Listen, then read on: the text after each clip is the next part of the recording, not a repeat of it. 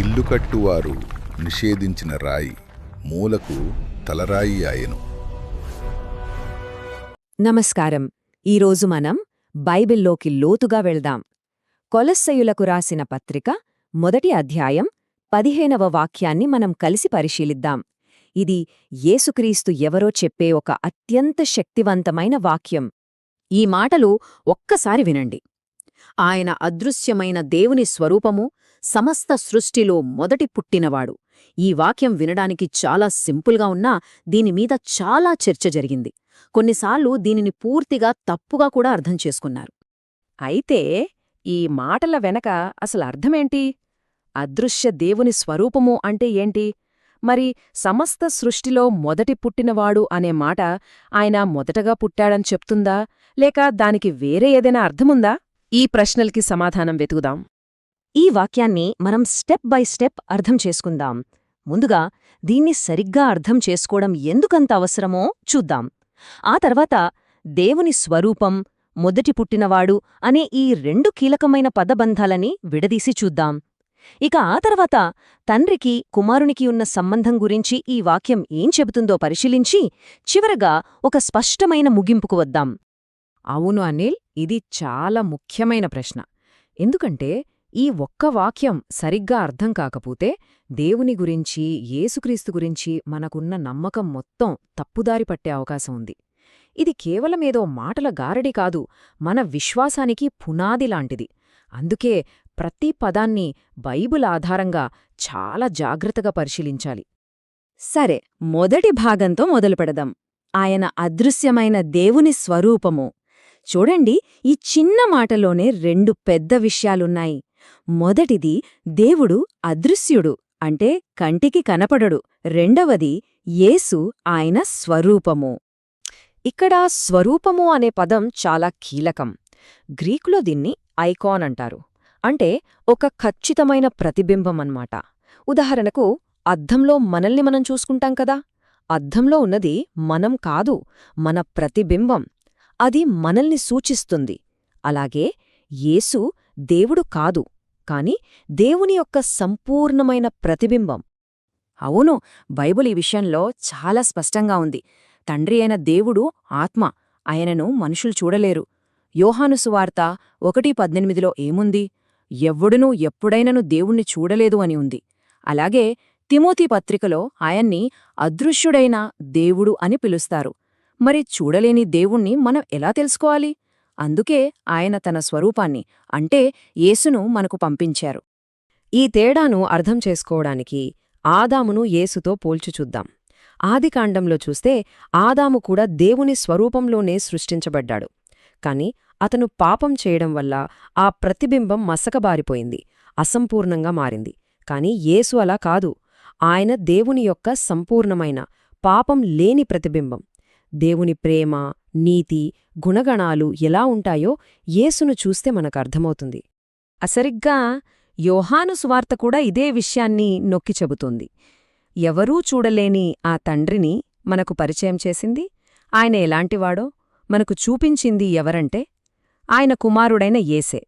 అంటే యేసు ద్వారానే మనం తండ్రిని తెలుసుకోగలం. అంతేకాదు, హెబ్రీ పత్రికలో దీన్ని ఇంకా బలంగా చెప్పారు. యేసు కేవలం ఒక ప్రతిబింబం మాత్రమే కాదు, ఆయన దేవుని మహిమ యొక్క తేజస్సు, ఆయన తత్వం యొక్క మూర్తిమంతము. అంటే దేవుని స్వభావం యొక్క ఒక ఖచ్చితమైన ముద్రలాంటివాడు. ఇక అన్నిటికన్నా ముఖ్యంగా యేసు ప్రభు స్వయంగా ఏమన్నారో చూద్దాం.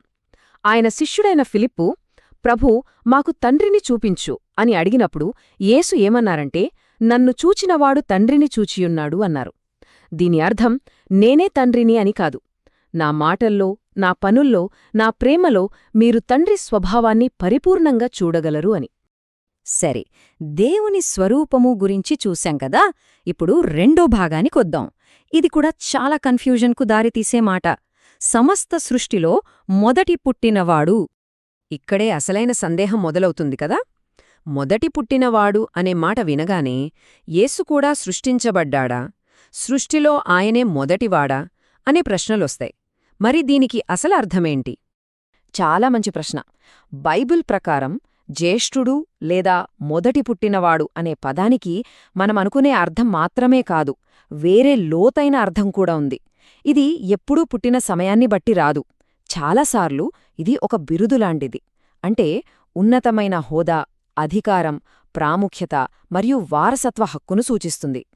ఇది కేవలం మాటలు కాదు, బైబిల్లోనే దీనికి స్పష్టమైన ఉదాహరణలున్నాయి. దావీదు రాజునే చూడండి. అతను తన అన్నదమ్ములందరిలో చిన్నవాడు.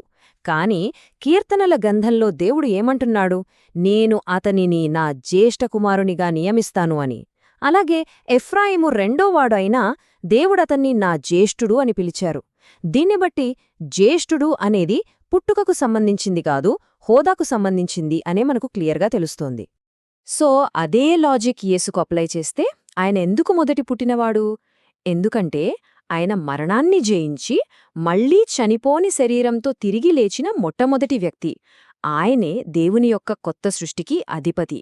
ఆయనకే దేవుడు అన్నిటిమీద అధికారం, వారసత్వమిచ్చారు. అందుకే ఆయనకు అంత ఉన్నతమైన హోదా ఉంది. సరే, ఈ 2 భాగాలను అర్థం చేసుకున్నాం. ఆయన దేవుని స్వరూపం మరియు సృష్టిలో మొదటి పుట్టినవాడు, అంటే అత్యున్నతమైనవాడు. ఇప్పుడు ఈ రెండిటినీ కలిపి చూస్తే తండ్రికి కుమారునికి మధ్య ఉన్న సంబంధం గురించి మనకేం తెలుస్తోంది? సునీల్, బైబిల్ ఒక స్పష్టమైన నిర్మాణాన్ని చూపిస్తుంది. అన్నిటికన్నా పైన సర్వోన్నతుడైన తండ్రి అయిన దేవుడు ఒక్కడే. ఆయన కింద ఆయన పంపిన కుమారుడు, ప్రభువైన యేసుక్రీస్తు. పౌలంటారు, క్రీస్తుకు శిరస్సు దేవుడు అని. చివరికి యేసుప్రభువే ప్రార్థనలో తండ్రిని అద్వితీయ సత్యదేవుడవు నీవే అని పిలిచారు. అంటే వాళ్ళిద్దరూ వేర్వేరు వ్యక్తులు, కాని ఒకే ఉద్దేశంతో పనిచేస్తున్నారు. సరే, మనం చర్చించిన విషయాలన్నిటినీ ఒక్కచోటికి చేర్చి ఒక స్పష్టమైన ముగింపిద్దాం. కాబట్టి కొలసీయులకు 1:15 మనకు నేర్పేది ఇదే.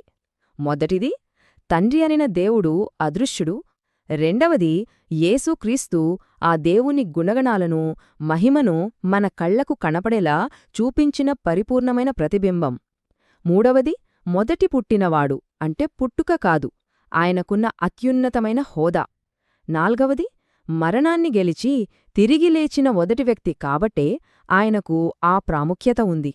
అనిల్, చివరగా మనం గుర్తుంచుకోవాల్సిన ఒకే ఒక్క ముఖ్యమైన విషయం, యేసు దేవుని స్వరూపాన్ని సంపూర్ణంగా ప్రతిబింబించే కుమారుడు. అయితే సర్వోన్నతుడైన అద్వితీయ సత్యదేవుడు తండ్రియే. ఈ స్పష్టమైన అవగాహన మన విశ్వాసానికి బలమైన, సరైన పునాదిని ఇస్తుంది.